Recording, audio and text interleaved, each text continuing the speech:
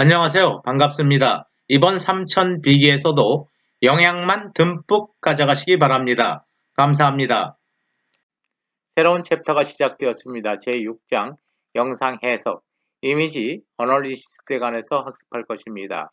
이미지 어널리시스에서는 이미지 내에 포함되어 있는 오브젝트들의 피처, 즉 특징을 추출하고 그 피처, 특징에 따라서 클래시피케이션, 오브젝트들을 분류하는 과정에 관해서 학습하는 부분인 것입니다. 영상 해석 절차에 관해서 먼저 알아보도록 하겠습니다. 주어진 오리지널 이미지인 것입니다. 입력 영상입니다. 첫 번째 단계는 이미지 세그먼테이션 단계입니다. 영상을 분할하는 단계인 것입니다. 영상을 분할한다는 것은 의미 있는 영역으로 영상을 분할한다는 것입니다. 관심 영역만을 추출한다는 것입니다. 영상 내에는 오브젝트 4개가 있는 것입니다. 이 4개의 오브젝트가 관심 영역인 것입니다. 따라서 이러한 오브젝트 4개를 백그라운드와 구분하기 위해서 바이너리 이미지로 변환하는 것입니다. 바이너리 이미지로 변환함에 따라서 하얀색 부분은 배경이고 오브젝트 부분은 검정색으로 표현되는 것입니다. 검정색을 확실히 분할한 것입니다. 이미지 세그먼테이션의 또 하나의 예는 우리가 핸드 제스처를 분석한다고 가정했을 때 상반신을 찍은 영상에서 얼굴 또 몸통 부분은 의미가 없는 것입니다. 핸드 제스처를 분석하기 때문에 손 영역만 우리가 분할해내면 되는 것입니다. 이러한 것들을 이미지 세그먼테이션이라고 하는 것입니다. 이미지 세그먼테이션 다음 단계에서는 피처를 익스트랙션, 추출하는 단계인 것입니다. 특징 추출 단계인 것입니다. 예를 들면 삼각형의 경우에 특징 꼭지점이 3개이다. 사각형의 경우에는 꼭지점이 4개이다. 이런 특징을 추출하는 것입니다. 각각의 오브젝트의 꼭지점은 3개이다. 오브젝트 2의 꼭지점은 4개이다. 라고 기술하는 것입니다. 피처를 추출한 다음 그러한 피처를 바탕으로 해서 오브젝트들을 클래시피케이션, 분류하는 단계가 마지막 단계인 것입니다. 이러한 부품은 패스, 즉 성공, 정상적인 부품이다. 이러한 부품은 fail, 실패, 즉 다시 말하면 불량 부품이다 등등 여러 개의 카테고리, 클래스로 분류하는 과정이 최종 단계인 것입니다. 영상 해석 단계, 이미지 세그먼테이션, 피처 익스트랙션, 오브젝트 클래시피케이션 여러분들이 꼭 알아야 하는 분야인 것입니다. 다시 한번 이미지 세그먼테이션 후에 피처 익스트랙션 후에 마지막으로 오브젝트 클래시피케이션을 하는 것입니다. 주어진 영상을 의미 있는 영역으로 분할하는 영상 분할, 이미지 세그먼테이션에 관해서 알아보도록 하겠습니다. 열쇠 영상이 오리지널 이미지로 주어진 것입니다. 입력 영상인 것입니다. 이러한 영상에서 열쇠를 해석하고 싶은 것입니다. 따라서 열쇠가 포함된 영역만을 분할하는 것이 필요한 것입니다. 배경 영상이 주어졌다고 했을 때 열쇠 영상에서 배경 영상을 빼면 열쇠 영상만 존재하는 것입니다. 이와 같이 내가 원하는 영역, 관심 있는 영역만을 분할하는 것을 영상 분할, 이미지 세그먼테이션이라고 하는 것입니다. 반도체 패키지 영상이 주어진 것입니다. 256 그레이스케일 이미지인 것입니다. 이러한 그레이스케일 이미지를 바이너리 이미지로 바꾼 것입니다. 하양색과 검정색만으로 표현하는 것입니다. 이러한 부분도 이미지 세그먼테이션이라고 할 수 있는 것입니다. 내가 원하는 영역을 검정색과 하얀색으로만 표현한 것입니다. 영상 분할이라고도 할 수 있는 것입니다. 또 그레이스케일 이미지나 바이너리 이미지로부터 엣지를 디텍션해서 엣지를 나타내는 영상, 이런 것도 영상 분할의 하나의 예라고 할 수 있는 것입니다. 엣지가 내가 관심이 있는 영역인 것입니다. 이런 엣지를 이용해서 다음 단계에서 특징을 추출할 것입니다.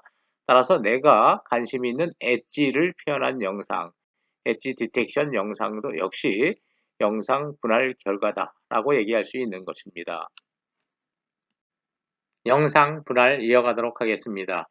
이미지 세그먼테이션은 영상을 의미 있는 영역으로 분할하는 것입니다.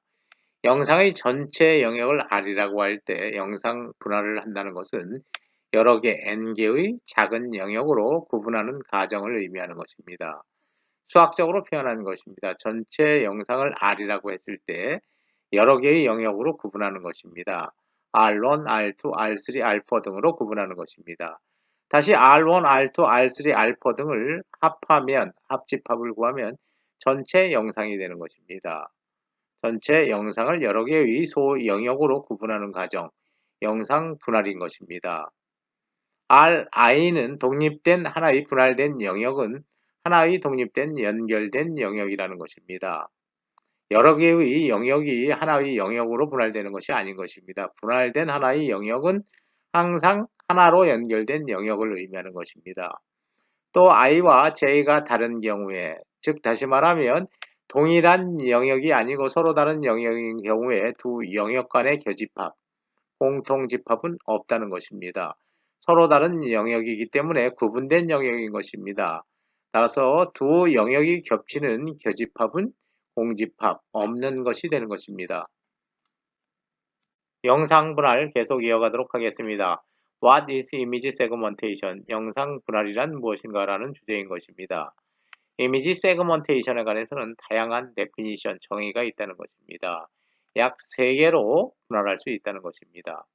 첫 번째 이미지 세그먼테이션 정의는 프로세스 과정이라는 것입니다. 아이솔레이팅 시키는 과정, 오브젝트들을 독립시키는 과정이다 라고 정의할 수 있는 것입니다. 관심 오브젝트들을 독립시키는 것이다. 영상 내에 있는 다른 영역과 관심 있는 오브젝트들을 분할하는 과정을 이미지 세그먼테이션으로 정의할 수 있다는 것입니다. 아이솔레이팅이라는 용어로 정의할 수 있다는 것입니다. 두 번째 정의는 이미지 세그먼테이션은 프로세스 과정인데 이미지를 파티셔닝이라고 정의한 것입니다. 이미지를 여러 영역으로 파티셔닝, 구분하는 그러한 처리, 프로세스를 이미지 세그먼테이션으로 정의할 수 있다는 것입니다. 각각의 구분된 영역은 겹치는 영역, non-intersecting region인 것입니다. 겹치는 영역이 없는 것입니다. 각각의 영역은 독립적이라는 것입니다. 각각의 영역은 그 영역 내에서는 homogeneous, 균일하다는 것입니다. 그러나 두 개의 인접한 영역을 합치면 homogeneous 영역이 아닌 것입니다. 각각의 영역은 각각의 영역대로 균질한 영역의 특성을 갖고 있기 때문에 두 개의 영역을 합치면 어느 것도 호모제니우스하지 않다라는 것입니다. 각각의 영역은 독립적이라는 의미가 되는 것입니다.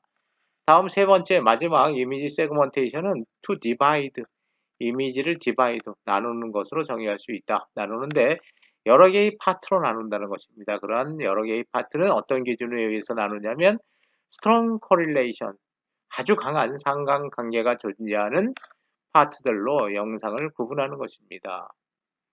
이러한 상관관계는 영상 내에 포함된 실세상의 영역 또는 오브젝트들에서 서로 강한 상관관계를 가지는 부분으로 영상을 분할하는 것을 이미지 세그먼테이션이라고 하는 것입니다.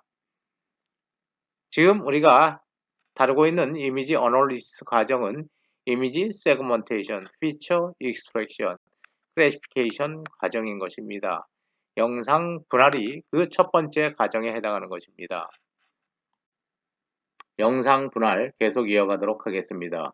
세그먼테이션 메소드, 즉 이미지 세그먼테이션 메소드는 크게 3개의 그룹으로 나눌 수 있다는 것입니다. 그러한 3개의 그룹으로 나누는 기준은 대표적인 특징, 어떠한 특징을 이용하고 있는가에 따라서 나눌 수 있다는 것입니다. 첫 번째 세그먼테이션 메소드인 것입니다. 글로벌 널리지를 사용하는 메소드가 있다는 것입니다. 글로벌 널리지는 영상 전체에 관련된 특징을 추출하는 것입니다. 영상 내에 존재하는 일부 영역의 특징을 추출하는 것이 아니라 영상 전체를 대상으로 해서 추출하는 글로벌 널리지를 이용한다는 것입니다. 그 대표적인 것이 히스토그램인 것입니다. 히스토그램은 영상 전체에 걸쳐서 특정 그레이 레벨에 해당하는 하소수를 계산하는 방법인 것입니다. 따라서 이러한 히스토그램을 이용해서 특징을 추출하는 방법이 곧 글로벌 널리지에 기반한 세그먼테이션 방법인 것입니다. 또 하나의 방법은 엣지를 추출하는 방법인 것입니다. 엣지는 상당히 중요한 특징인 것입니다. 이러한 특징 엣지를 이용하는 두 번째 방법이 있다는 것입니다. closed boundary를 구하는 것으로 엣지를 정의할 수도 있는 것입니다. 경계선이 곧 엣지가 되는 것입니다. 물론 내부 엣지가 될 수도 있고 외부 엣지를 구할 수도 있는 것입니다. 이와 같이 엣지를 이용하는 또 하나의 방식이 엣지 베이스드 세그먼테이션이라는 것입니다. 세 번째 방법은 Region Based Segmentation 방법인 것입니다. 영상을 여러 개의 영역으로 나누는 것입니다. 그런데 하나의 영역은 Similar Property, 즉 유사한 특징들을 갖고 있는 영역이라는 것입니다. 따라서 Region Based Segmentation은 region을 성장시켜 나가면서 영역을 분할하는 것입니다. 동일한 특성, 유사한 특성을 갖는 영역으로 분할하는 방법, 이미지 세그먼테이션인 것입니다. Why is it difficult? 영상 분할 방법은 어려운 작업 중에 하나라는 것입니다. 다양한 이미지 세그먼테이션 메소드가 존재하지만 이미지 프로세싱 작업에서 가장 어려운 작업 중에 하나라는 것입니다. 다양한 요소가 있다는 것입니다. 다양한 원인이 있는 것입니다. 그렇지만 여기서는 몇 개의 전형적인 장애 요소만 살펴보도록 하겠습니다. 첫 번째는 Non-Uniform Illumination인 것입니다. 우리가 영상을 촬영하기 위해서는 그 특정 공간 내에는 조명이 사용되어야 하는 것입니다. 조명으로부터 조사되는 빛의 양이 공간 내의 모든 위치에서 항상 유니폼, 균일할 수는 없는 것입니다. 이러한 문제점이 영상 분할을 어렵게 하는 하나의 요소가 될 수도 있다는 것입니다. 또 하나의 문제점은 environment를 마음대로 컨트롤할 수 없다는 것입니다. 우리가 영상을 촬영할 때 항상 인위적인 환경에서만 촬영하는 것은 아닌 것입니다. 자연 세계의 영상을 촬영할 수도 있는 것입니다. 또 하나의 요소는 영상 내에 존재하는 관심의 오브젝트들을 우리가 충분히 모델링할 수 없다는 것입니다. 영상 내에 존재하는 오브젝트들은 굉장히 많은 수가 있는 것입니다. 우리가 각각을 알 수도 없고 또 각각의 오브젝트에 관한 어떤 특성을 모델링할 수도 없는 것입니다. 또 하나의 장애 요소는 노이즈, 잡음의 문제라는 것입니다.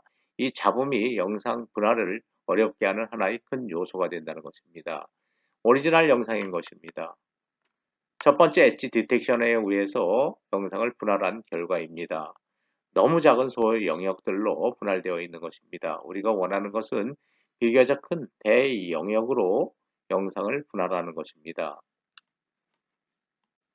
그레이스케일 스래시 홀딩에 관해서 알아보도록 하겠습니다. 스래시 홀딩, 즉 문턱치 처리는 특정 기준값을 설정하고 기준값보다 큰 영역인지 또는 작은 영역인지를 구분하는 기법을 의미하는 것입니다. 스래시 홀딩이라는 것은 영상 내에서 하이어 인텐서티, 즉 그레이 레벨이 큰 영역과 로워 인텐서티, 그레이 레벨이 작은 영역을 구분하는 것을 의미하는 것입니다. 구분한 후에 각각의 영역은 레이블링 되는 것입니다. 하나의 영역을 백색으로 레이블링하면 또 하나의 영역은 흑색으로 레이블링하면 되는 것입니다. 이러한 스래시 홀딩 기법은 대부분 백그라운드에 그레이 레벨 차가 없고 그러한 백그라운드에 있는 오브젝트들은 그레이 레벨 차가 백그라운드와 비교적 큰 경우에 유용하게 사용될 수 있다는 것입니다. 이러한 영상의 경우에 백그라운드 부분은 대개 밝은 색으로 그레이 레벨 차가 비교적 없는 것입니다. 오브젝트 영역은 약간 어두운 영역이 존재하는 오브젝트로서 배경과 구분이 되는 영역이 되는 것입니다. 이러한 경우에 스래시 홀딩 기법을 적용하면 바이너리 이미지로 변환되는 것입니다. 흑색 영역과 어두운 영역과 밝은 영역 두 개로 구분되는 것입니다. 이와 같이 배경이 균일하고 또 배경과 오브젝트와의 밝기차가 비교적 큰 경우에 스래시홀딩 기법을 사용하면 좋은 영상 분할 효과를 얻을 수 있다는 것입니다. 스래시홀딩의 출력은 스래시홀딩한 후에 출력 영상은 크게 바이너리 이미지가 된다는 것입니다. 항상 두 개의 영역이 존재한다는 것입니다. 스래시홀드 값 하나를 설정할 경우에는 두 개의 영역으로 구분할 수 있는 것입니다. 하나의 영역이 검정색 영역, 또 하나의 영역은 백색 영역이 될 수도 있는 것입니다. 물론 비교적 잘 사용되지 않지만 이러한 스래시홀드 밸류, 기준값을 두 개로 설정했다면 하나, 둘, 셋, 세 개의 영역으로 구분할 수도 있는 것입니다.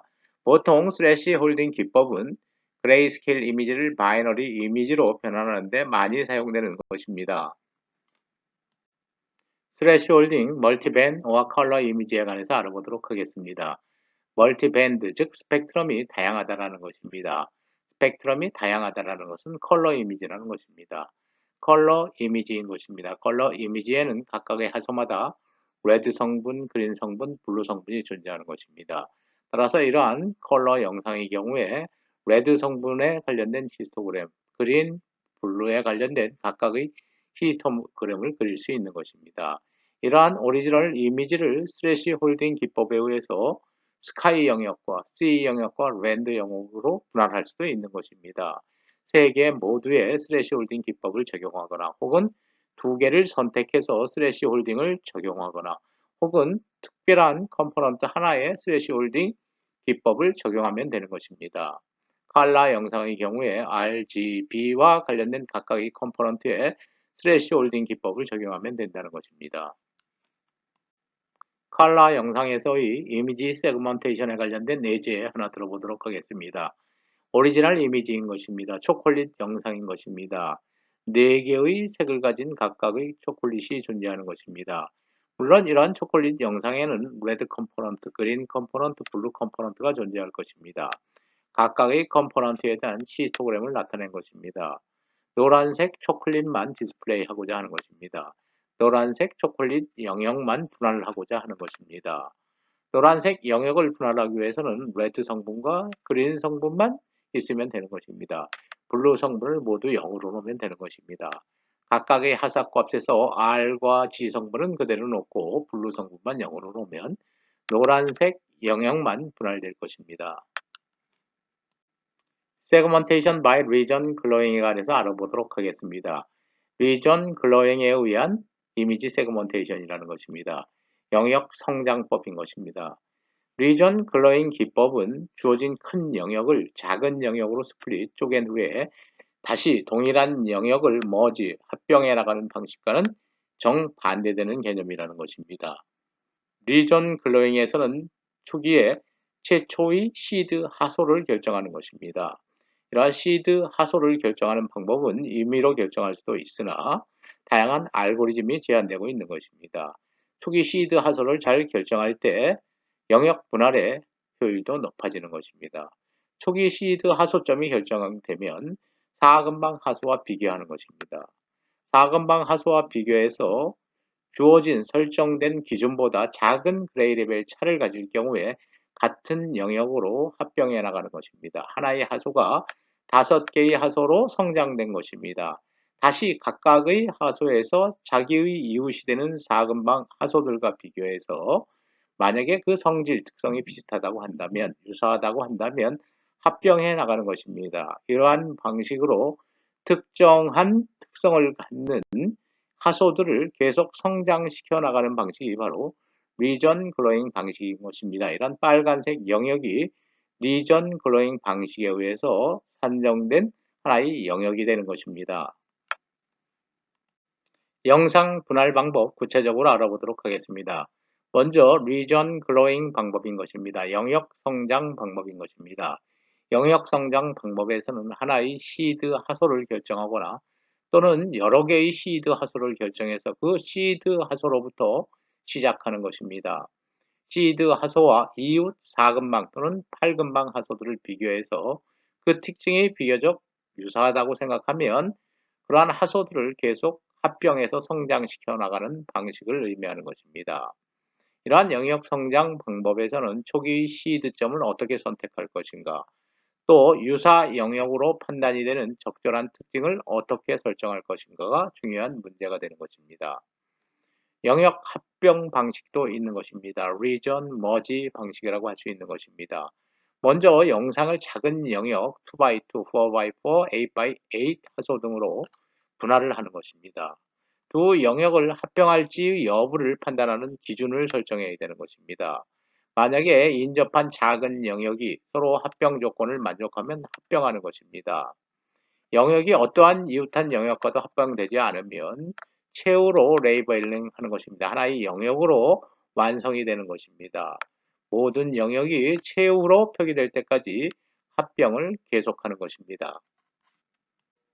리전 글로잉과 관련된 하나의 예제 살펴보도록 하겠습니다. 오리지널 이미지인 것입니다. 오리지널 이미지를 리전 글로잉 기법으로 분할하는 과정인 것입니다. 분할하는 과정에서 스레시홀드 값을 3으로 결정하도록 하겠습니다. 스레시홀드 값이 3이라는 것은 이웃한 하소 간의 그레이 레벨 차가 3 이하이면 같은 영역으로 보고 성장시켜 나가겠다는 것입니다. 먼저 시드점을 결정해야 될 것입니다. 첫 번째 하소로 결정하는 것입니다.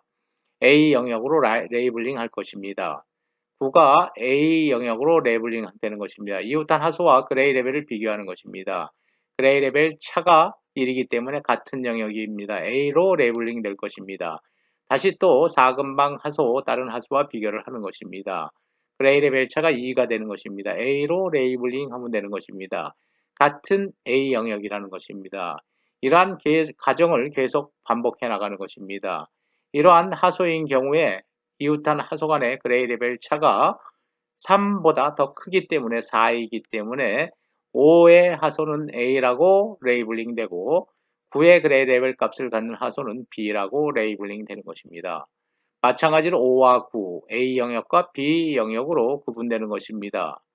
2와 6, 그레이 레벨 차가 4, 3보다 크기 때문에 2는 A 영역, 6은 B 영역이 되는 것입니다.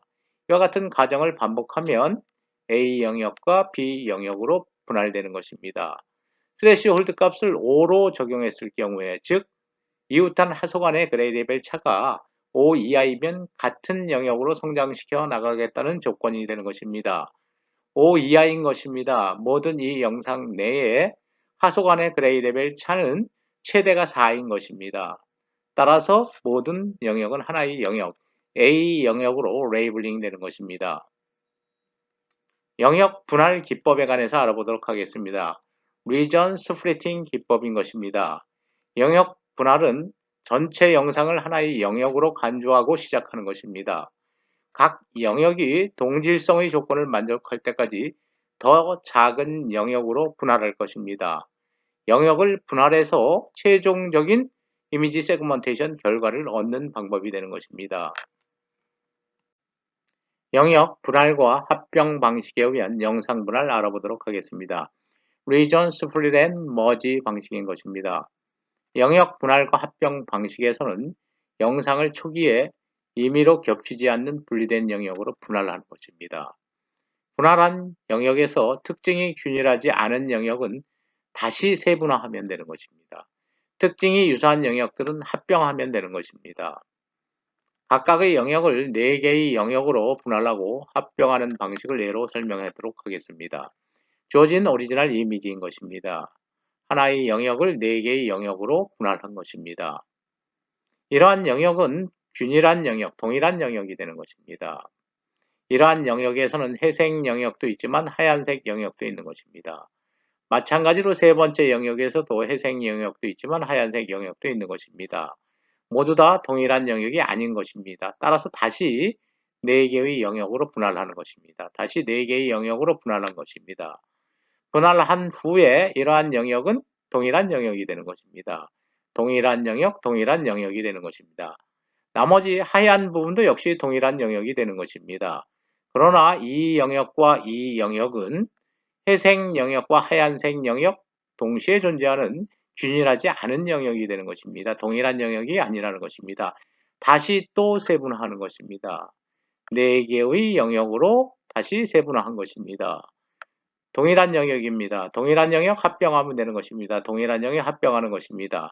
동일한 영역 합병함으로써 최종적으로 하나의 오브젝트 영역을 분할할 수 있다는 것입니다.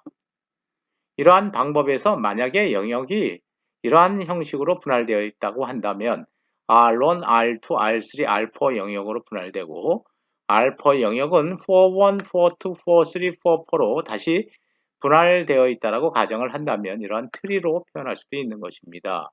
R이라는 전체 영역은 R1, R2, R3, R4로 분할되고 R4는 다시 또 4개의 영역으로 분할된다는 것을 사진 트리로 표현할 수도 있는 것입니다.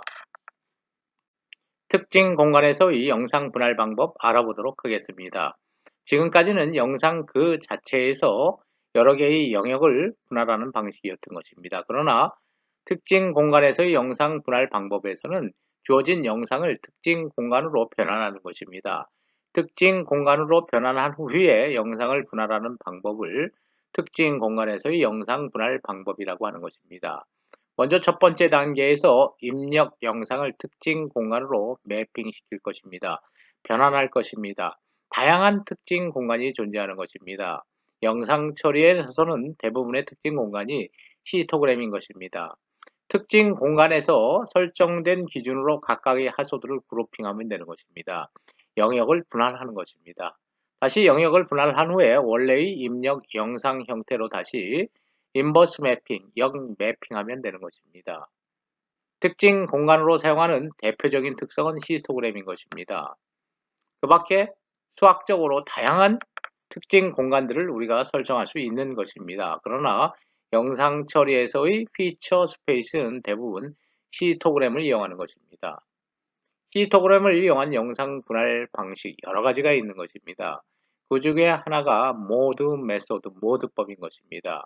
특정 영상의 히스토그램을 그렸을 때 이와 같이 두 개의 피크가 존재한다, 두 개의 모드가 존재할 경우에는 스레시홀드 값을 결정하기가 매우 수월한 것입니다. 두 개의 피크가 존재한다는 것은 하나의 밸리, 골이 존재한다는 것입니다. 따라서 이러한 두 개의 영역이 확실히 구분되는 형태로 히스토그램이 표현되는 것입니다. 따라서 스레시홀드 값은 골에 해당하는 값으로 설정하면 쉽게 하나의 영역과 또 다른 영역을 구분할 수 있는 것입니다. 그러나 대부분의 영상의 히스토그램에서는 이렇게 두 개의 피크와 골이 아름답게 존재하는 경우는 없는 것입니다. 그러한 경우에는 어떻게 적절한 스레시홀드 값을 결정할 것인가? 이런 부분이 굉장히 중요한 문제가 되는 것입니다. 다음 슬라이드에서 계속 이어가도록 하겠습니다. 특징 공간에서의 영상 분할 계속 이어가도록 하겠습니다. 특징 공간에서의 영상 분할 방법에서는 대표적으로 히스토그램을 이용하는 방법이 있는 것입니다. 히스토그램을 이용해서 영상을 분할하는 경우는 대부분의 응용이 그레이스케일 이미지를 바이너리 이미지로 변환하는 것입니다. 그레이스케일 이미지를 두 개의 영역, 즉 바이너리 이미지로 변환하는 것이라는 것입니다. 따라서 그레이스케일 이미지를 바이너리 이미지로 바꾸는 방법 중에 하나가 오투스의 메소드가 있는 것입니다. 이러한 오투스의 메소드 이전에도 다양한 논문이 발표되었고 또 다양한 방법이 알고리즘이 제안되어 있던 것입니다. 최근에 대부분 그레이스케일 이미지를 바이너리 이미지로 바꾸는 데는 모두 오투스의 메소드를 사용하고 있는 것입니다. 오투스가 IEEE의 1979년 발표한 논문입니다. 스레시홀드를 어떻게 셀렉션 선택할 것이냐, 어떠한 스레시홀드 값을 설정하느냐에 따라서 영상 분할 결과의 질이 결정되기 때문인 것입니다. 그레이 레벨 히스토그램이 주어졌는데 그러한 히스토그램으로부터 어떻게 스레시홀드 값을 선택할 것이냐에 관련된 논문을 발표한 것입니다. 가장 효율이 높다라고 판단되어서 최근에는 전부 그레이스케일 이미지를 바이너리 이미지로 바꿀 때 오투스의 메소드를 사용하는 것입니다. 인계값, 스레시홀드 값 t가 존재하는 것입니다. 이 t 값을 기준으로 두 개의 클래스로 분류하는 것입니다. 검정색 영역과 흰색 영역으로 분류하는 것입니다.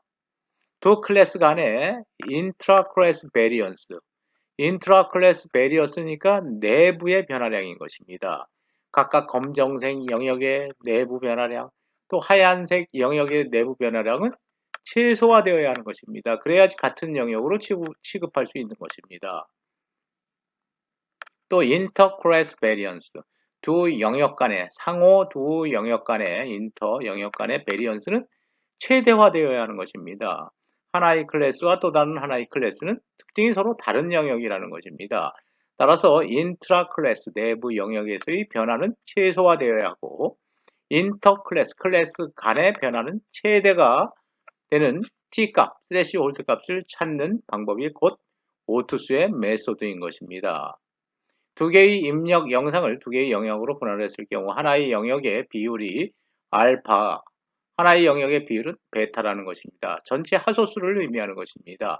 전체 하소수 분의 첫 번째 영역의 하소수, 전체 하소수 분의 두 번째 영역의 하소수가 각각 비율 알파, 베타가 되는 것입니다. 첫 번째 영역의 클래스 1의 밝기 평균, 그레이 레벨의 평균값을 뮤1이라고 놓고 두 번째 클래스, 두 번째 영역의 밝기 평균을 뮤2라고 하는 것입니다. 각각의 영역에서의 분산 시그마 1넌과 디스퍼션 시그마 2로 우리가 가정을 하도록 하겠습니다. 1번 수식 얻을 수 있는 것입니다. 인트라 클래스 베리언스인 것입니다. 클래스 내부에서의 변화량을 구하는 것입니다.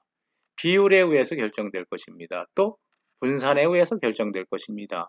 따라서 알파 시그마 원론 더하기 베타 클래스 내에서의 변화율인 것입니다. 따라서 클래스 간에서 변화율을 구해서 더하면 되는 것입니다.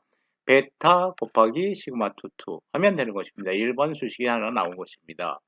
두 번째 수식은 인터 클래스 간의 베리언스인 것입니다. 클래스 간의 상호 간의 베리언스를 구하기 때문에 비율 알파와 베타를 곱해줘야 되는 것입니다. 뮤1 빼기 뮤2의 제곱을 하면 상호 클래스 간의 베리언스를 구할 수 있는 것입니다. 여러분들이 공통 수학에서 많이 배웠던 일반적인 내용인 것입니다. 이러한 두 수식에서 식 2를 살펴보도록 하겠습니다. 식 2는 클래스 간의 변화량인 것입니다. 이러한 클래스 간의 변화량은 최대화해야 되는 것입니다. 그래야지 서로 성질이 다른 두 개의 영역이라는 의미가 통용된다는 것입니다. 오투수는 식 2를 최대화시키는 알고리즘을 제안한 것입니다. 이러한 이진화 알고리즘은 인계값 t를 0부터 255까지 단계적으로 계속 변화시키는 것입니다. 변화시키면서 식 2 값을 계산하고 식 2가 최대가 되는 t 값을 찾아내는 것이 곧 오투수의 메소드인 것입니다. 이런 오투수의 메소드는 여러분들이 인터넷상에서 이미 C 프로그램으로 많이 나와 있는 것입니다. 여러분들이 필요할 때 그레이스케일 이미지를 바이너리 이미지로 바꿀 때 오투수의 메소드를 사용하면 되는 것입니다. 이미지 어널리시스의 두 번째 단계 피처 익스트랙션에 관해서 알아보도록 하겠습니다. 추출된 특징을 이용해서 이미지 어널리시스에서는 최종적으로 오브젝트들을 클래시피케이션, 분류하는 것입니다. 어떠한 특징을 사용할 것인가에 관련된 부분은 응용 분야마다 다르게 결정되는 것입니다. 가장 일반적인 특징으로서는 하소의 그레이 레벨 값, 밝기 값, 또 하소의 색상값, 컬러 이미지의 경우에 하소의 색상값은 굉장히 중요한 특징이 될 수 있다는 것입니다. 텍스처 또한 특징으로 활용할 수 있는 것입니다. 무늬 또는 결이라고 해석할 수 있는 부분인 것입니다. 물결 영상, 나무 영상, 석재 영상 등에 존재하는 무늬, 결 등은 중요한 특징 중의 하나로 활용할 수 있다는 것입니다.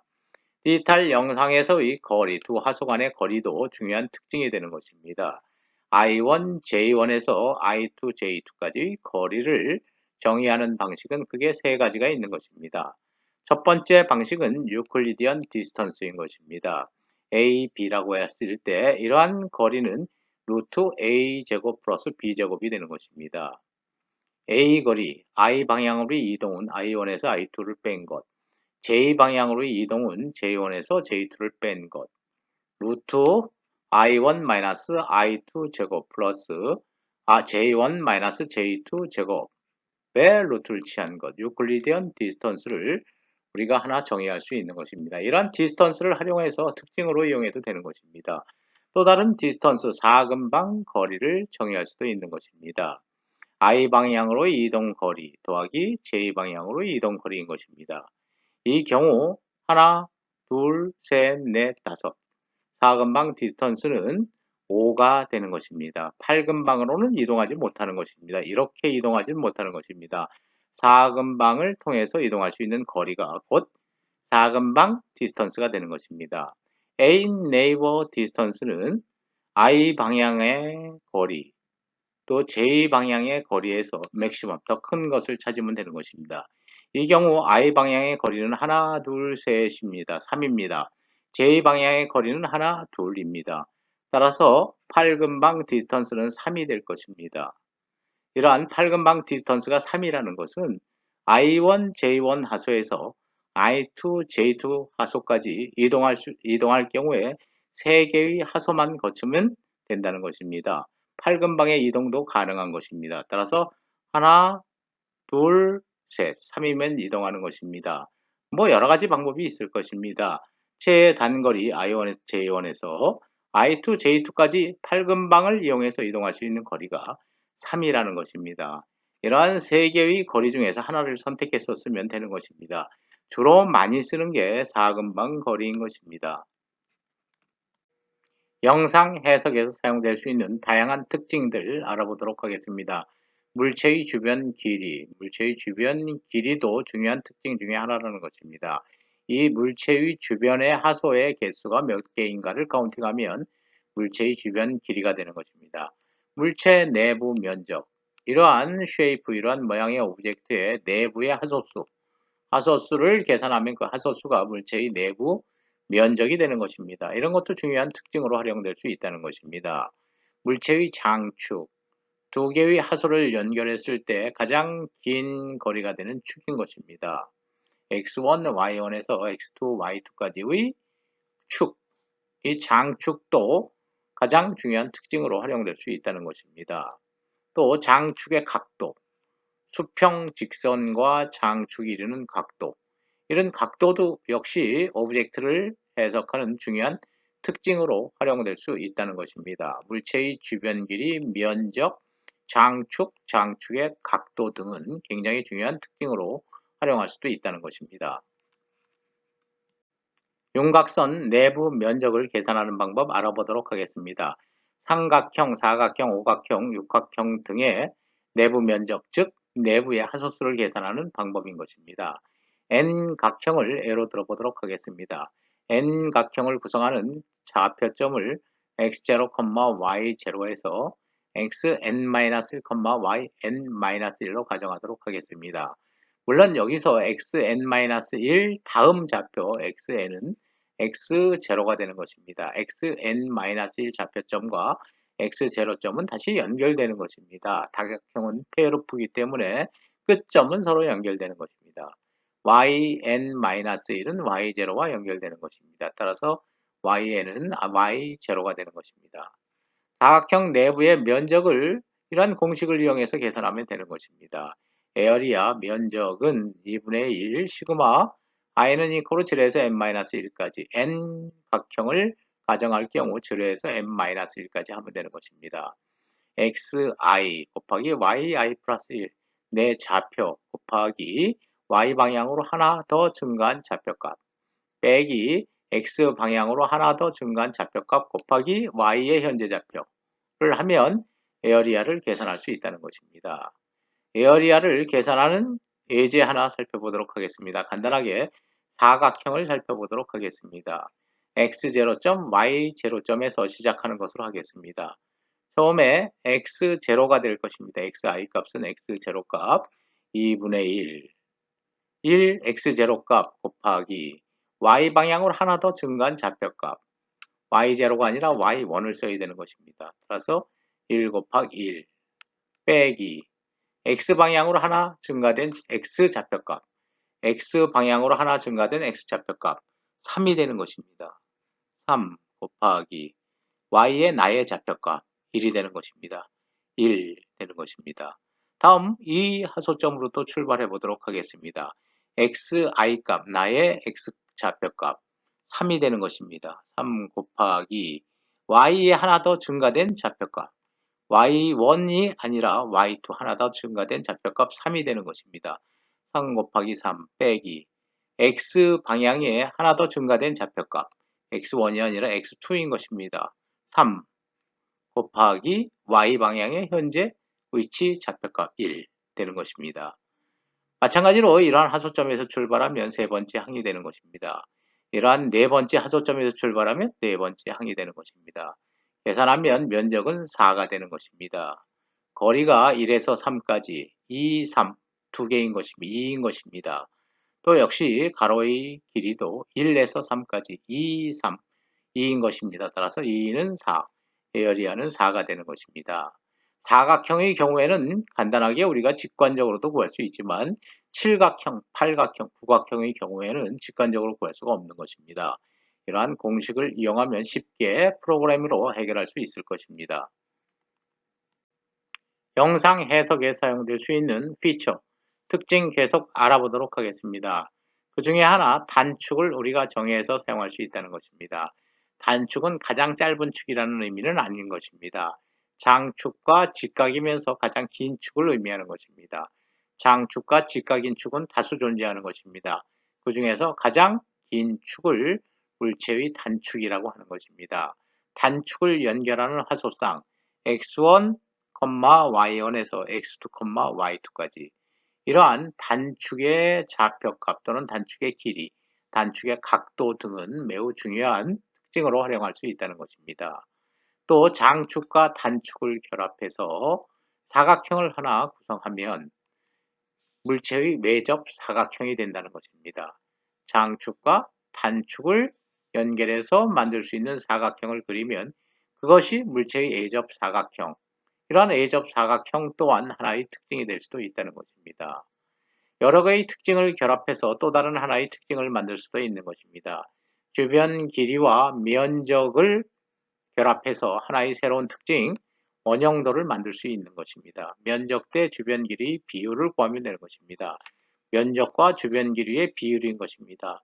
주변 길이의 제곱분의 4파이 면적을 하면 이것이 곧 오브젝트의 원형도를 결정할 수 있다는 것입니다. 원인 경우 살펴보도록 하겠습니다. 원의 면적은 파이 r 자승입니다. 파이 r 자승. 따라서 4파이 자승 r 자승이 될 것입니다. 분모 계산해 보도록 하겠습니다. 분모 원의 주변 거리는 2파이 r입니다. 따라서 제곱을 취하면 4파이 제곱 r제곱. 분모 분자 똑같아서 1이 되는 것입니다. 원의 경우에 원형도가 1이 나오는 것입니다. 주변 길이와 면적의 비율을 구하면 그것이 곧 오브젝트의 원형도라는 것입니다. 완전한 원인 경우에는 1이 나오는 것입니다. 그렇지 않은 경우에는 0과 1 사이 값을 가질 것입니다. 얼마나 그 오브젝트가 원에 가까운가를 판단할 수 있는 하나의 특징이 된다는 것입니다. 원형 지수에 관해서 알아보도록 하겠습니다. 이전 슬라이드에서 살펴봤던 원형도와 동일한 내용인 것입니다. 완벽한 원의 원형 지수는 당연히 1이 될 것입니다. 가장 원과 먼 경우의 원형 지수는 0이 되는 것입니다. 계산식은 원형도 원형 지수는 둘레의 제곱분의 4파이 a, a는 면적이 되는 것입니다. 이러한 영상 내에 있는 오브젝트, 사각형 오브젝트의 원형도를 계산해 보도록 하겠습니다. 먼저 이러한 0으로 구성되는 사각형의 에어리아 면적은 가로 하나, 둘, 세로 하나, 둘 해서 면적은 4가 되는 것입니다. 둘레 한번 카운트 해 보도록 하겠습니다. 여기서부터 시작하도록 하겠습니다. 하나, 둘, 셋, 넷, 다섯, 여섯, 일곱, 여덟, 8인 것입니다. 둘레는 8인 것입니다. L 대신에 8을 대입하고 에어리아 A 대신에 4를 대입하면 원형도는 0.785가 되는 것입니다. 삼각형의 경우에 원형도는 0.50, 또 육각형의 원형도는 0.825가 되는 것입니다. 원의 원형도는 0.888인 것입니다. 디지털 원인 것입니다. 우리가 영상에서는 하소 단위로 구성되기 때문에 컨티뉴스하게 영상을 표현할 수 없는 것입니다. 디스크리트한 하소 단위의 원은 완전한 원이 아닌 것입니다. 따라서 원형도가 0.888로 계산되는 것입니다. 다음은 무게중심에 관해서 알아보도록 하겠습니다. 무게중심 또한 영상 해석 분야에서 특징으로 사용될 수 있는 것입니다. 2차원 영상이기 때문에 무게중심은 x 좌표값과 y 좌표값으로 주어지는 것입니다. x 좌표값은 물체 내 하소 개수분의 물체의 x하소 좌표값의 합을 구하면 되는 것입니다. 물체 내 하소 개수분의 물체의 y하소 좌표값의 합수를 구하면 무게중심 y좌표가 나오는 것입니다. 이러한 물체인 경우에 무게중심의 좌표점 x좌표점과 y좌표점을 구할 수 있는 것입니다. 그러나 이러한 쉐이프 모양만 갖고 중심점을 구하지 않고 만약에 각각의 하소의 그레이 레벨 값까지 같이 고려한다고 한다면 무게중심은 달라지는 것입니다. 그레이 레벨이 클수록, 즉 밝은 영역일수록 무게는 더 크다고 보는 것입니다. 이런 경우에 그레이 레벨을 고려한 무게중심, 명암이 가중된 무게중심 x좌표와 무게중심 y좌표는 항상 밝기값이 고려해야 된다는 것입니다. 물체 전체 하소 밝기값의 합분에 하소 좌표값 곱하기 하소 밝기값을 계산하면 x좌표를 구할 수 있는 것입니다. 역시 y좌표 또한 물체의 하소 밝기값의 전체 합분에 하소 좌표값 곱하기 하소 밝기값을 곱하면 결국은 명암이 고려된, 그레이 레벨이 고려된 무게중심을 구할 수 있다는 것입니다. 경계선 또한 영상 해석 분야에서 특징으로 사용될 수 있다는 것입니다. 따라서 이러한 특징으로 사용하기 위한 경계선 기술 방식에 관해서 알아보도록 하겠습니다. 첫 번째 방식은 명시적 기술 방식인 것입니다. 절대 좌표값을 그대로 기술하는 것입니다. 경계면에 해당되는 하소들인 것입니다. 경계면에 해당되는 하소들의 절대 좌표값 60,123, 60,123 기록하는 것입니다. 다음 60,124 기록하는 것입니다. 60,125 기록하는 것입니다. 마지막으로 61,122 마지막 경계선의 하소가 되는 것입니다. 즉 다시 말하면 경계선을 기술하는 데 있어서 경계선과 관련된 하소들의 절대 좌표값을 그대로 기술하는 값이 바로 명시적 기술 방법인 것입니다. 체인 코드를 이용해서 경계선을 기술하는 것이 보통 영상처리에서 가장 널리 사용되는 방식인 것입니다. 가장 중요한 부분인 것입니다. 꼭 알아둬야 할 부분인 것입니다. 디지털에서는 방향이 8개만 존재하는 것입니다. 아날로그에서는 무한대의 방향이 존재하지만 디지털에서는 디스크리트한 하소 단위로 영상이 구성되기 때문에 방향이 8개만 존재할 수 있는 것입니다. 이러한 방향을 0번 방향이라고 정의하는 것입니다. 1번 방향, 2번 방향, 3번, 4번, 5번, 6번, 7번 방향으로 결정해 놓고 이러한 방향 성분에 의해서 경계선을 기술하는 방법이 체인 코드를 이용한 방향 기술 방법이 되는 것입니다. 물론 방향의 번호는 0번부터 시작해도 되고 이쪽부터 0번부터 시작해도 되는 것입니다. 그러나 일반적으로 0번부터 시작해서 반시계 방향으로 1번, 2번, 3번, 4번, 5번, 6번, 7번으로 기록하고 있는 것입니다. 하나의 정해진 방향이라고 할 수 있는 것입니다. 체인 코드를 이용한 경계선 기술 방식에 관해서 알아보도록 하겠습니다. 시작 하소인 것입니다. 시작 하소에서 다음 경계선 하소까지의 방향은 6번 방향인 것입니다. 6번 방향인 것입니다. 다시 또 다음 하소까지는 6번 방향인 것입니다. 6번 방향입니다. 경계선 다음 하소로 연결하는 직선은 7번 방향인 것입니다. 또다시 7번 방향입니다. 다음 경계선 하소로 향하는 방향은 0번 방향입니다. 이와 같이 방향으로 표현한 것을 체인 코드를 이용한 경계선 기술 방식이라고 하는 것입니다. 마지막은 5번 방향이 표현될 것입니다. 각각은 3비트가 할당될 것입니다. 방향은 0에서 7까지로 표현되기 때문에 최대 8가지의 경우의 수를 갖는 것입니다. 따라서 각각의 방향은 3비트로 표현하면 되는 것입니다. 이전 슬라이드에서 절대 좌표를 이용해서 경계선을 기술할 경우 X좌표, Y좌표 각각 256 by 256 영상이라고 가정하면 X좌표값 8비트, Y좌표값 8비트, 총 16비트가 필요한 것입니다.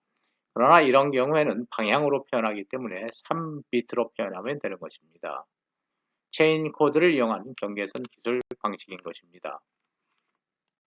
경계선을 기술하는 방법 중에서 여러 개의 하소를 건너뛰는 방법도 있는 것입니다. 모든 경계선에 해당하는 하소를 표현하는 방법도 있지만 데이터량을 줄이기 위해서 2개씩 건너뛰는 방법도 있는 것입니다. 경계선 하소 하나 표현하고 60,123입니다. 60,124 하나 표현하고 2개 건너뛰는 것입니다. 다음 세 번째 하소 표현하는 것입니다. 61,126으로 표현하는 것입니다. 역시 2개 건너뛰고 다음 경계선 하소를 절대 좌표로 표현하는 것입니다. 2개 건너뛰고 표현하고 2개 건너뛰고 표현하는 방식, 이런 방식을 적용할 수도 있는 것입니다. 경계선 기술하는 경우에 일정 하소의 개수만큼 건너뛰면서 기술할 수도 있다는 것입니다. 선분의 길이와 각도로 경계선을 기술할 수도 있는 것입니다. 경계선을 이루는 여러 개의 하소 중에서 일정 간격으로 하나의 하소를 선택하는 것입니다. 2개씩 건너뛰면서 하나의 하소를 선택하는 경우입니다. 이렇게 선택된 하소들을 다시 선으로 연결하는 것입니다. 이러한 경계선의 특징을 선의 길이와 절대 각도로 표현하는 방법도 있다는 것입니다. 선의 길이는 3.16인 것입니다. 선의 절대 각도는 0도를 이쪽 방향으로 했을 때 288도가 되는 것입니다. 다음 선의 길이는 3이 되는 것입니다. 선의 절대 각도는 0도인 것입니다. 다시 이 선의 길이는 3.16입니다.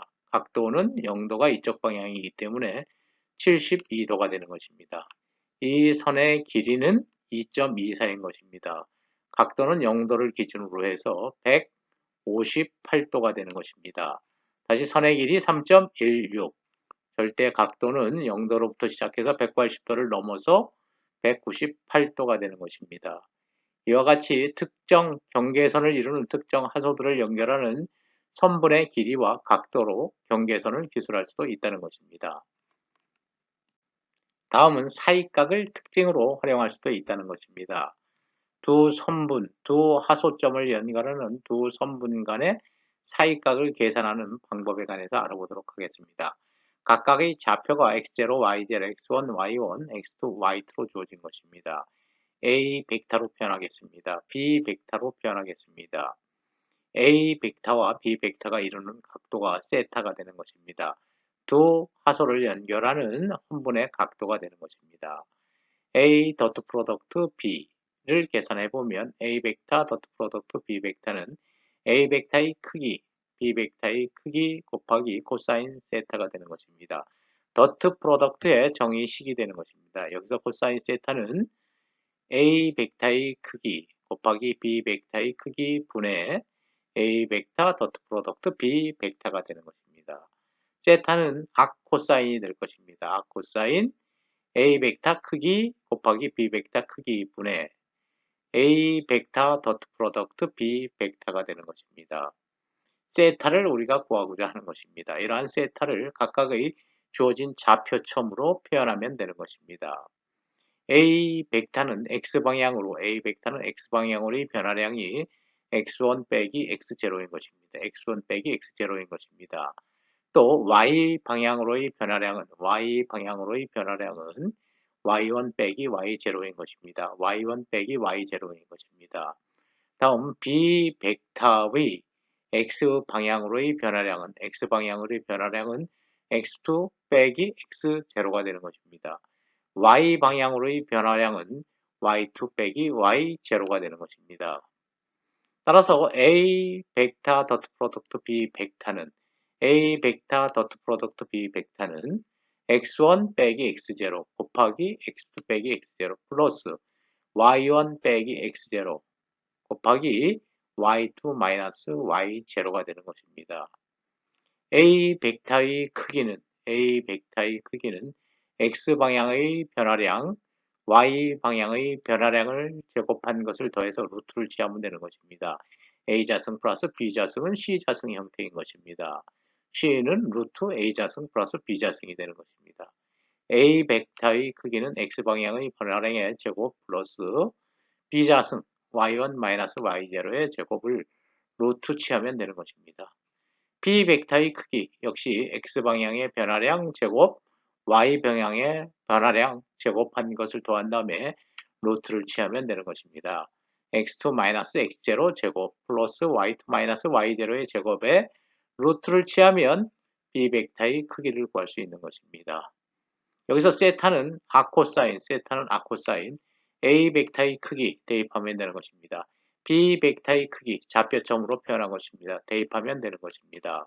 또 A 벡터 더트 프로덕트 B 벡터 값 A 벡터 더트 프로덕트 B 벡터 값 주어진 좌표로 표현한 값을 대입하면 되는 것입니다.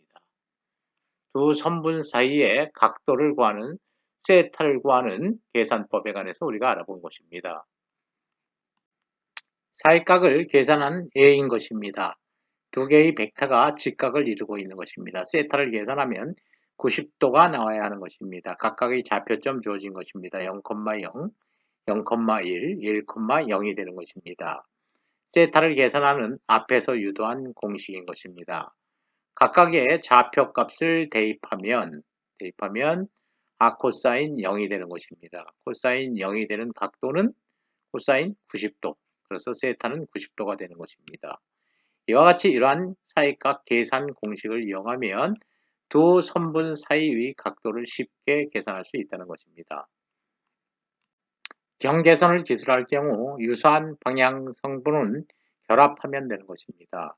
결합하면 그 데이터량이 줄어들게 되는 것입니다. 이러한 경계선에 관련된 하소들을 다 표현할 수도 있지만 같은 방향의 화소들은 연결하는 것입니다. 같은 방향의 하소들은 여기서부터 여기까지입니다. 두 개 연결하는 것입니다. 연결하는 것입니다. 역시 하나 건너뛰고 연결할 수도 있는 것입니다. 같은 방향의 경계선을 나타내는 하소인 것입니다. 또 같은 방향의 경계선을 나타내는 하소들 두 개로 대표적으로 표현하고 직선으로 연결할 수 있는 것입니다. 이와 같이 경계선을 기술할 경우에 유사한 방향 성분을 결합해서 표현하면 하소를 표현하는 하소의 개수가 줄어들기 때문에 경계선 기술 데이터량이 줄어든다는 것입니다. 영상 해석의 마지막 과정인 물체 분류 과정에 관해서 알아보도록 하겠습니다. 오브젝트 클래시피케이션 과정인 것입니다. 특징을 추출한 다음에 그 특징에 따라서 오브젝트들을 그룹핑하거나 혹은 클래시피케이션 하거나 혹은 클러스터링 하는 것을 의미하는 것입니다. 이러한 부품 영상을 클래시피케이션 하는 경우 두 가지로 클래시피케이션 분류할 수 있을 것입니다. 사평 부품과 고리형 부품으로 분류하면 되는 것입니다. 이러한 경우 사평과 고리형을 분류하는 가장 큰 특징은 홀의 여부일 것입니다. 홀이 있으면 고리형 부품이고 홀이 없으면 사평 부품으로 판단하면 되는 것입니다. 이와 같이 특징이 추출되면 그러한 특징에 따라서 오브젝트들을 여러 개의 부류로 클래시피케이션 할 수 있는 것입니다. 특징을 추출하고 물체를 분류하는 과정 A를 통해서 알아보도록 하겠습니다. 첫 번째 A는 생물학적 표본 내 세포의 정상 유무를 판별하는 경우인 것입니다. 세포의 정상 유무, 즉 정상 세포인지 암 세포인지 판별할 경우에 의학적인 지식이 있어야 하는 것입니다. 그러한 의학적인 지식은 물론 의사와의 면담을 통해서 결정해야 하는 것입니다. 정상 세포는 동글동글하다는 것입니다. 암 세포는 찌그러져 있다는 것입니다. 이러한 의학적 지식의 바탕을 두고 특징을 설정하는 데 원형도로 설정한 것입니다. 원형도, 즉 1에 가까운 세포는 원형도가 굉장히 높은 세포는 정상세포라고 판단하고 원형도가 낮은 세포는 암세포로 판단하면 되는 것입니다. 원형도를 측정할 경우에 면적과 주변 길이의 비를 구하면 되는 것입니다. 주변 길이의 제곱분의 4파이 곱하기 면적을 하면 원형도를 측정할 수 있는 것입니다. 물론 완전한 정상세포인 경우라도 완전히 즉 원형도가 1일 수는 없는 것입니다. 따라서 허용 오차를 설정해야 되는 것입니다. 허용 오차를 플러스 마이너스 5% 이내로 설정한 것입니다. 따라서 원형도는 0.95 이상이 되어야 한다는 것입니다. 이러한 원형도를 특징으로 추출한 경우에 원형도가 허용오차 한계 내이면 정상세포인 것입니다. 또 허용오차 바뀌면 비정상세포, 암세포로 판단하면 되는 것입니다. 금속 평판의 양호 여부를 판단하는 문제인 것입니다. 생산하는 금속 평판이 가로가 4cm, 높이가 3cm인 금속 평판인 것입니다. 또 내부에는 홀이 하나 있는 것입니다. 홀의 직경은 0.5cm가 되어야 하는 것입니다. 이러한 조건을 만족했을 때 정상 부품인 것입니다. 이러한 조건을 만족하지 않으면 비정상 부품으로 판매하는 경우인 것입니다. 물론 오차를 설정해야 되는 것입니다. 가로의 길이와 세로의 길이를 판정할 때 오차는 플러스 마이너스 200 마이크로메타로 할 것입니다. 내부 공간의 직경 판단할 때 0.5cm 정확하면 좋겠지만 플러스 마이너스 100 마이크로메타를 오차로 설정한 것입니다. 이러한 문제를 해결하기 위해서는 어떠한 특징을 설정해야 될지 특징을 찾아야 되는 것입니다. 먼저 가로 길이가 4cm 여부를 측정해야 되는 것입니다. 장축을 구하는 것입니다. 장축을 구하면 장축의 길이가 4cm인지 판단하면 되는 것입니다. 또 세로의 길이가 3cm인지 여부를 판단하기 위해서는 단축을 구하면 되는 것입니다. 장축과 단축의 길이가 하나의 특징이 되는 것입니다. 또 내부 공간 홀의 개수는 1개이어야 하는 것입니다. 홀의 개수가 1개라는 특징을 추출해야 되는 것입니다. 또 홀의 직경은 0.5cm이어야 한다는 것입니다. 이러한 4개의 특징, 장축의 길이, 단축의 길이, 그리고 홀의 개수, 홀의 직경, 이 4개의 특징을 추출하면 되는 것입니다. 추출한 경우 장축 길이가 4cm 플러스 마이너스 200 마이크로미터, 단축 길이가 3cm 플러스 마이너스 200 마이크로미터.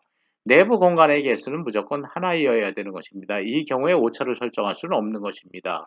내부 공간의 직경이 0.5cm 플러스 마이너스 100 마이크로미터로 측정된 경우 모든 측정지가 이런 허용 오차 범위에 내에 있다면 양호한 부품으로 판단하면 되는 것입니다.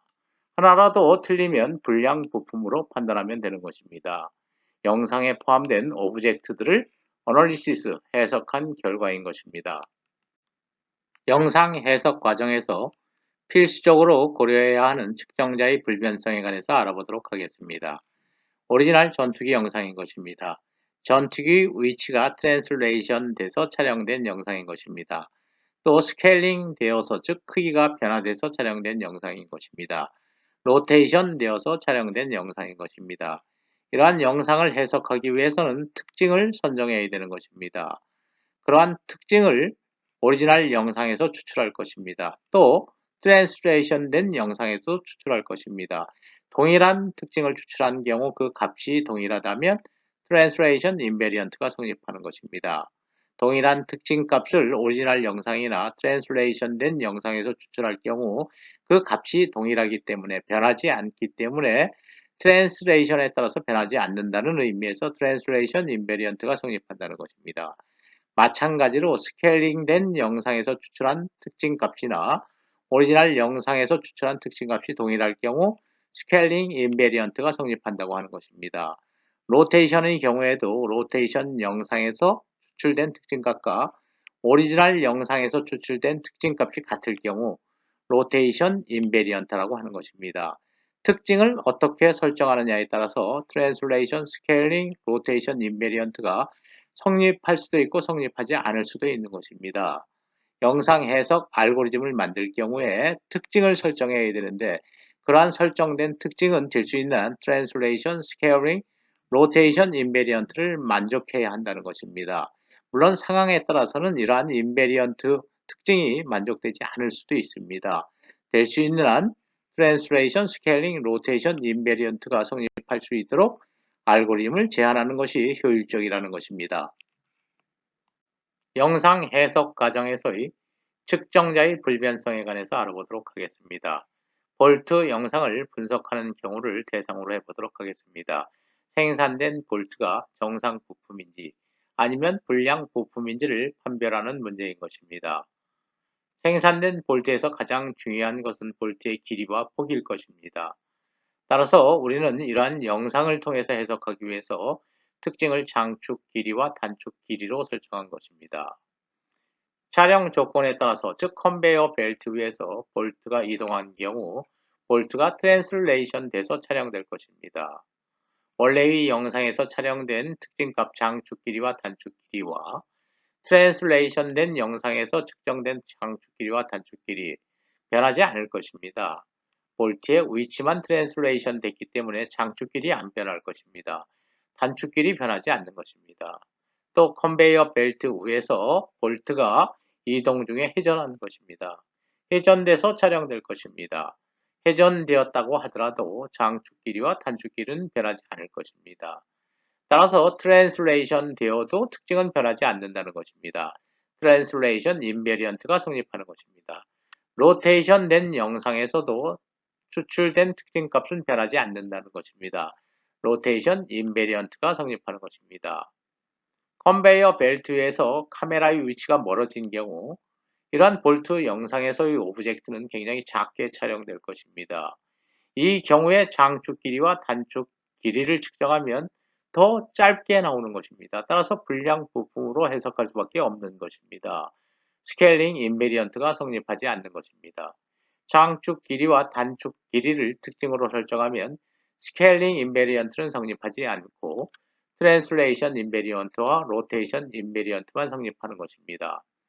그런데 특징을 장축 길이와 단축 길이의 비로 변경시켜 보도록 하겠습니다.